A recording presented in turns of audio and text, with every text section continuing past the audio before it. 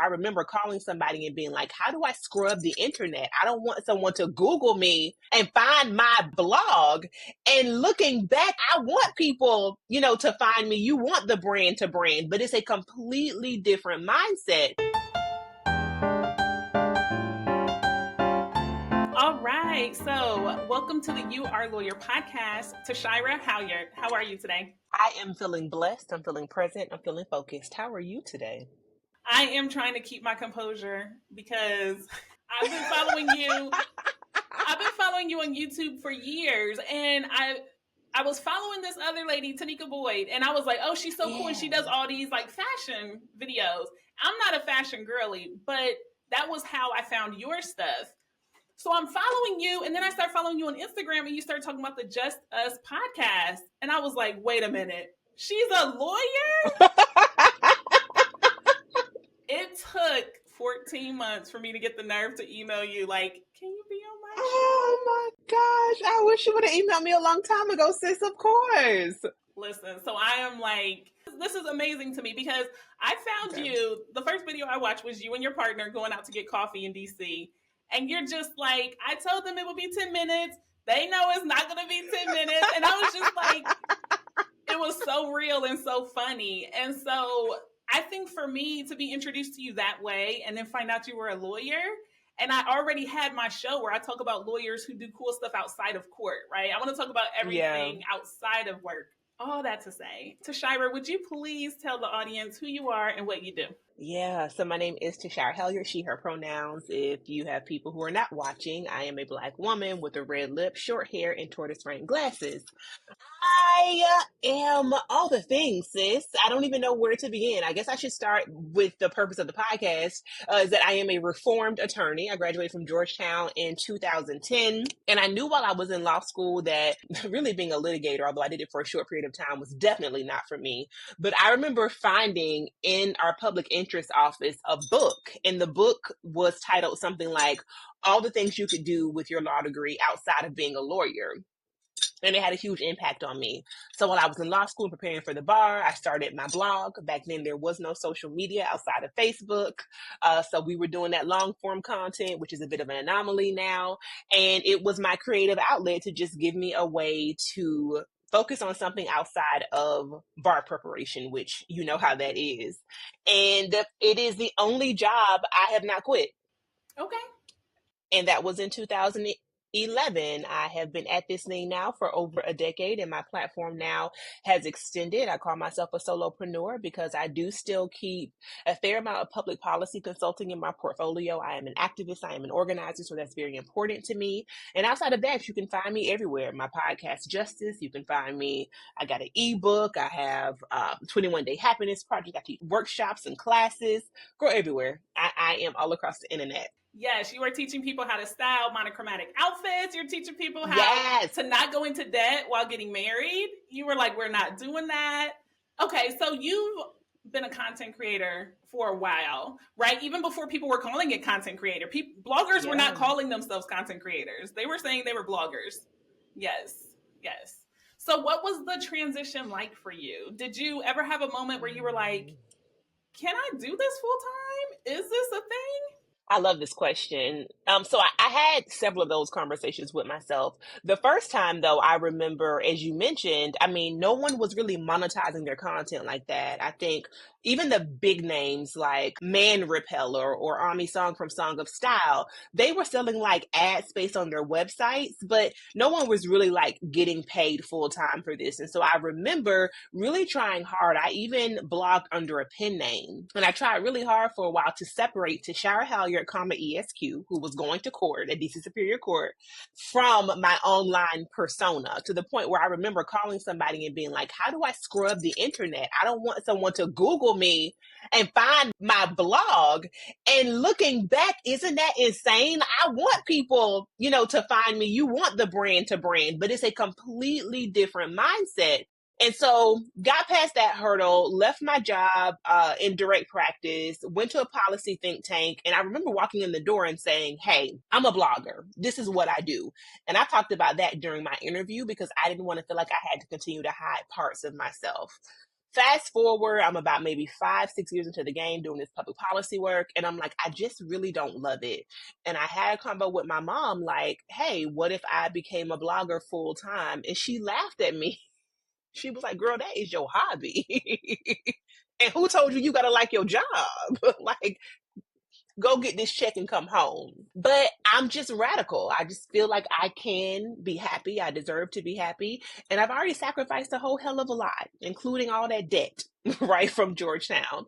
So I'm going to be happy. And what really made the turn for me was when I was diagnosed with breast cancer, early stage breast cancer. And I decided in that moment, as I was going through treatment, that enough was enough and I was going to do something different. Yes, enough is enough. So I think that's fascinating because our parents do play a big, big part of our like confidence and our kind of risk taking. But I love that you were like, I'm radical. She knows it. I know it. I'm gonna just go in and do it. Are you from DC? Because you mentioned that you went to Georgetown for law school. No, I'm from Florida, from a small town in Central Florida. I went to undergrad at Florida State and law school at Georgetown. Yeah. What? Okay. All right, cool. I'm from Ohio, in Ohio now, but I went to law school in Louisiana. So that was Okay. a big shift for me. So Culture. Yeah. did you go from Florida to Georgetown and then you decided to stay or what? It was a little bit of, I don't want to say a bump in the road. Everything happened the way it was supposed to, but I actually started law school at FAM because I really wanted to go to an HBCU. And FAM had just started its law school in Orlando. I did a year there and just did not like it. I felt like it was divorced from the HBCU culture. We were actually the minority at the school. And so I was like, no, it's not for me. On top of the fact that I was tired of being in Central Florida. No shade, no tea to any HBCU alums, obviously, and to any FAMU alums. I like to think of myself as an honorary rattler, but it was not for me. And so I took a semester off, and because I'm adventurous, I just like left. I was just like, y'all, I'm out of here. Got in my car with my dog, drove to DC, started a job teaching actually, took a semester off to reapply for law school all over again. I'm sure your audience knows what that is like. And my first letter came from an American who rejected me.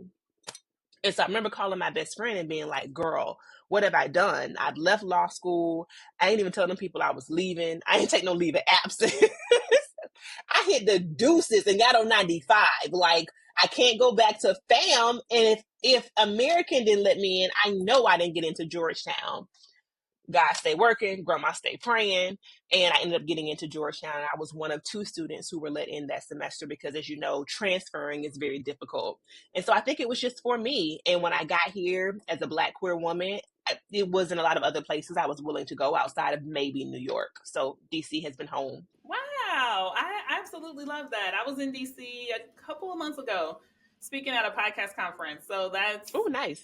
DC is special. There's a lot of good restaurants there. It's one of my favorite cities for eating. I agree. So, okay, I am trying to rein it in because I have all of these questions. Okay. So I want to talk about fashion in this blog. Tashira, did you always enjoy being creative and expressing yourself through your clothing and your, accessories, or was this something you had to grow to learn? Always. I don't remember a time when I didn't. I was always particular about how my hair looked. I always wanted my hair back in one ponytail. I didn't want 2 ponytails, right? And my granddaddy would be like, don't do her hair like that. She ain't gonna have no edges. It was like he was concerned about edges before it became a thing on social media. So I have my flourishing edges thanks to my granddaddy. But I definitely was a one ponytail type of girl. I had the like little knockers that I wanted in my hair. I remember my favorite outfit when I was 5 years old was a yellow coordinating set. You talk about monochromatic dressing, it probably started back then. And by the time I got to middle school and high school, I remember just being really irreverent and like setting trends and feeling like things that I was seeing in magazines, I could go down to Kmart and find a way to replicate it. And I was dedicated to that. Never wore the same outfit twice within a 2-week period, like true to it, not new to it. For sure. Always dedicated to style. Always that girl. Yeah. So to take all of that, run from Florida, and then go to, were people like, law school? Does that fit? Or were they kind of curious to see what you would do with it? Okay, so clock this tea. So when I was in undergrad, I remember coming home for Christmas break and sitting down at a table. It was my grandparents there and my mom was there. I would say that my grandparents raised me, but my mom has always been a part of my life as well. She was a teenage parent. I live with my grandparents. My mom has always played a huge role in my life. And so we're sitting down at the table, and I say, okay, guys, I figured it out. I'm going to change my major. I want to study fashion merchandising. And my mom was like, oh, Shy, I love that. Yes, go ahead, do it. That's what you want to do. And my grandparents were like, you've lost your mind. Hell no. As a matter of fact, no hell. Like, that's not going to happen. And so I'd like to say that even though I couldn't study fashion undergrad, I got that training when I worked at YS. But for most people, they understood me as smart. You know, I was the one who was being raised in a multi-generational household. I had my church members. I had, you know, the people who were on my street who looked after me. We had a huge culture of like being on the front porch and make sure everybody's kids are safe, right? So I had a whole village supporting me, and I was the smart one who was going to make it. And so when I said at 4 I wanted to be an attorney, I didn't know what the hell an attorney was, but no one ever let me forget it. And it was something that was so important to my family. So my grandparents have my Georgetown degree, girl. It's not even in my home. Like, you keep it. This was for you, sis. Yes. Okay. So, all right. I appreciate all these details because I am always curious, and now I got to find out. So, age 4, you say you want to be an attorney. Didn't quite know what it was. Did you grow up around lawyers? Had you ever met them, or did you see it on TV and just said, "That's me"? No, I didn't meet an attorney until I got to law school. Okay. Yeah, I didn't meet an attorney until I got to law school. I don't know your age, but are you watching Cosby and you're like, I'm gonna be Claire? Like, where did it come from? So, okay, so this is funny. I'm 42, but I remember I was in the backseat with my cousin one day, and she said, what do you want to be when you grow up? And I said, I don't know. And she said, how about a lawyer? And I said, what's a lawyer? What do they do? And she said, I don't know, but they make a lot of money. And so I said, oh, well, I want to be a lawyer. I kid you not. That was the conversation. And so I guess later on, I must have mentioned it to my grandmother, and it just kind of was a domino effect, and it followed me throughout my entire life. And so sometimes I think that I almost tailored parts of my personality to that because that's how other people saw me. But the way I saw myself was as I didn't have the word for this back then, but as an activist, as an advocate, as someone who cared about the world, who was very kind of plugged into disparity and difference, and didn't quite understand why I was being tracked one way and my playmates back home were not. I never really bought to the belief that there was something inherently wrong with the way that I spoke at home with my grandparents. I felt that I could see inequity and oppression in a real way being raised by my grandparents in a rural southern town. And so if parts of me being an activist align with being an attorney, so be it. But I could have gotten a PhD in sociology and been just as happy, to be honest with you. Yes, I have a lot of guests that come on, and this is not a I hate law school, I hate the bar exam show, but I have a lot Amen. of guests that Amen. say, if you do not want to practice in court, do anything else because you can advocate anywhere else, right? I I don't believe that. The people that I met in law school, especially coming from Ohio to an HBCU, I would have not had that exposure. The rooms that my name is spoken in, I would not have had a lot of that without law school. I'm still paying off the debt, but I think you kind of needed both. You know what I mean? So you're in law school, decided to do Georgetown. Okay, I'll stay in DC. You start blogging. Okay, I'm gonna make this legit. What was it like when you started monetizing your content? Did you reach out to someone and ask them to sponsor you, or did someone say, "Hey, can I pay you for this?" Or how did that happen? It was so exciting. So I'm someone who feels like everything can be figured out. My best friend says that I have to get my PhD in things. Like, when I get excited about something or there's a new area of learning or like knowledge to be sought, my curiosity gets the best of me and I go down a rabbit hole with it. I don't half step with it, which may be why I've always been such a good student. So the second I realized that these white girls was making money, I was like, where's my coins? How do I figure that out? So every book, every YouTube channel, every resource, I mean, I just remember studying some of these things and really digging deep so that I could figure out how to perfect my craft in order to monetize my platforms.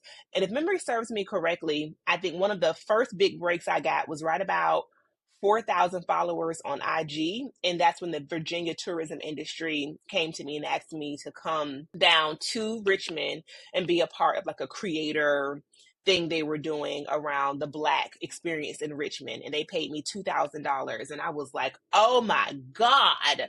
And you have to think, I was a public interest attorney. And so my highest salary before I left the field was $90,000. But back then I wasn't even making that. So when you say 2,000 untaxed dollars, I mean, that's how my mind heard it. Yeah, I'm there. And as a matter of fact, how do I get more of this was my mindset. Yes. And $2,000 for what? Just an appearance, right? Yeah, just to come down to create some content, which I was doing so much of anyway. I mean, back then, I was cranking out content like a machine. It's before many of us were multi-platformed, right? It was just your blog, which I was still pretty active on, and it was your Instagram. There was a little stuff going on maybe Vine, if that hadn't already died. There was no TikTok. TikTok changed the game because it made IG become this platform that also started to move at this insane pace. But back then, you could post a couple stories, you could post an actual in-feed post that was just one picture, and you could do numbers and get great engagement. So that was, for me, like, you want to pay me for this? This is what I do for fun. This is what I love. Yeah, I just turned 40 last summer. So I remember the old IG when you would post that moody picture of your coffee, just the static image, choose one of the 8 filters, and that was it. And so, yes, I definitely remember. Bring it back. I will take that in a floppy disk or a jump drive any day, right? Because there's some parts of where we are right now in our social media consumption that I just really believe is completely unhealthy. And I'm saying that as a creator, which is why a new area of my career is focusing on how we can use these platforms for good. Mm-hmm. How we can use them for good, how we can monetize at a high enough level that you don't have to keep that same hustle that you have, right? Let's go from the $2,000 sponsor to $25,000, and then you only need to have 1 a month or 2 a month or whatever. Okay. So, Tashira, I'm still stuck on this public interest role. Okay. Were you a fashion girly back then and you were just doing it with thrift shops and stuff, or what? Mm-hmm. I was a big thrifter. I was a big vintage style person.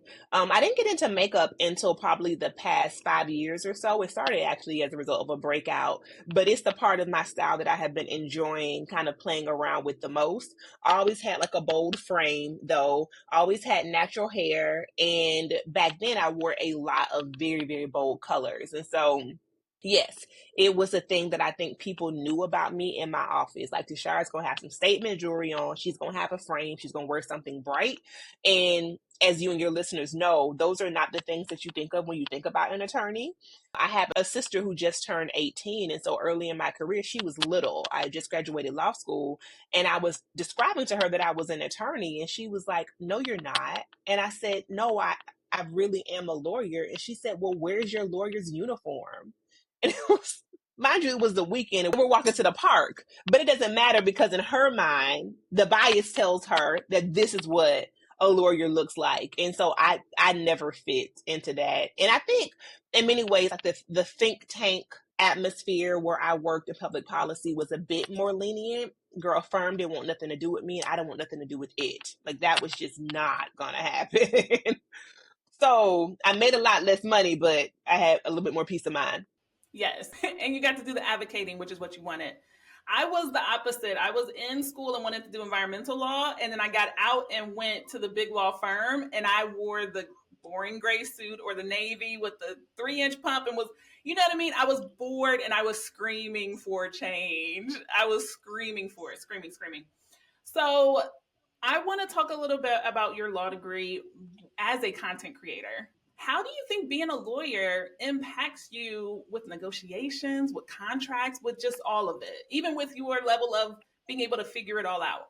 Yeah, so a number of ways. I think before we even get to negotiation, I often forget that my ability to speak publicly and to pop up a camera and just talk, I do think a lot of that has come from the training that we have had as lawyers, that in the Black church, Easter speeches, right? Sunday school. Those experiences combined have helped me to be a pretty confident public speaker and to be able to, I think, connect with the audience in a real way. So that's one way. And the other way is absolutely I don't have representation because right now I feel like for the number of opportunities that come through my inbox, I'm really comfortable pushing back, reading contracts. I have no issue with negotiating whatsoever. I say the numbers that scare me, and if you want to work together, you do, and if you don't, you don't. But I think part of that outside of our training, possibly around negotiation, is also I'm always going to have a job. I'm always going to be able to collect a check. Now, is it going to be the thing that I absolutely want to do? Maybe not, but I've done worse things in my life. So I'm going to find a way to get paid. And so if you come to me and you want to lowball me or you want to not treat me with integrity, we never have to work together again. I don't have a lot of fear that my colleagues have around being able to make a check, pay bills, and to operate in this space with conviction. Because I'll tell you to kiss my ass very quickly. Yeah. Do you get that honest?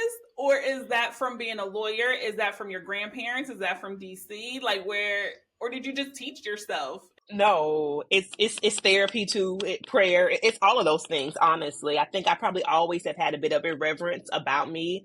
To know me is to know that my first serious boyfriend was white, and that was in Polk County, Florida, where I saw the KKK marching down Main Street when I was 19 years old. You know, we got attacked by a mob essentially at a party one time, and so my mom says that I choose the hard thing. It's not that I choose the hard thing; is that I just don't care about rules and standards and things that I think are inequitable and unfair. So I just think I just have that in me, and I get it honestly. And if that means that I make a little bit less money, then so be it. But I'm blessed. Like my mortgage has been paid every month since I left practicing behind. And so for me, it's a testament to resilience and that I'm going to always be able to figure out a way. I'm going to always figure out a way to meet my goals no matter what. Yeah. And you get to sleep well at night, knowing that you stood on business. You're like, I didn't compromise. I didn't have to. Yeah. Okay, cool.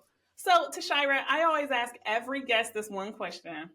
What would you say to young lawyers, 5 years practicing or less, or law students about what they can do with their law degrees?